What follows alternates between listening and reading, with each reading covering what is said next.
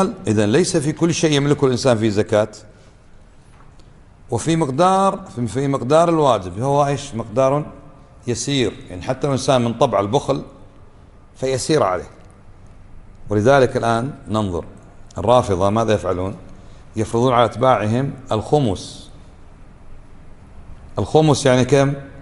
يعني 1/5، يعني 20%.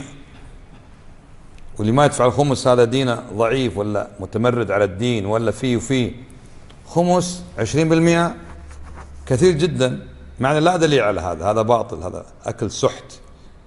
وإنما شرع الله الخمس من الغنائم اللي فيها قتال وحرب، تأخذ الغنائم تقسم أخماس، فخمس 20% يعني لله وللرسول ولذي القربى. هذول يزعمون أنهم أقرباء النبي صلى الله عليه وسلم، أنهم سادة من سلاة النبي عليه الصلاة والسلام، ويستوي على أموال الفقراء.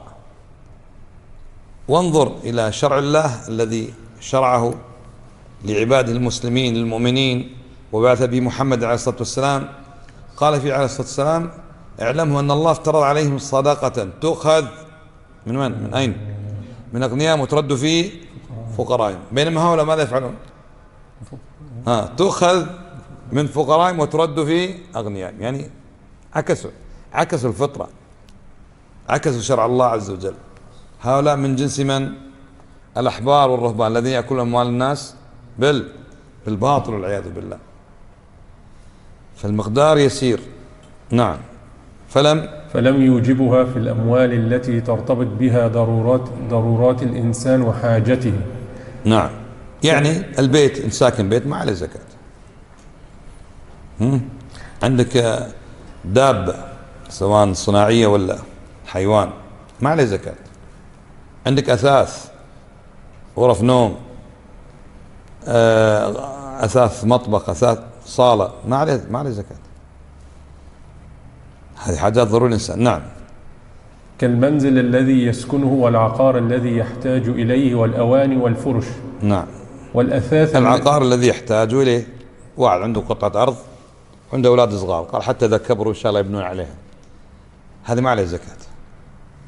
واضح؟ كم؟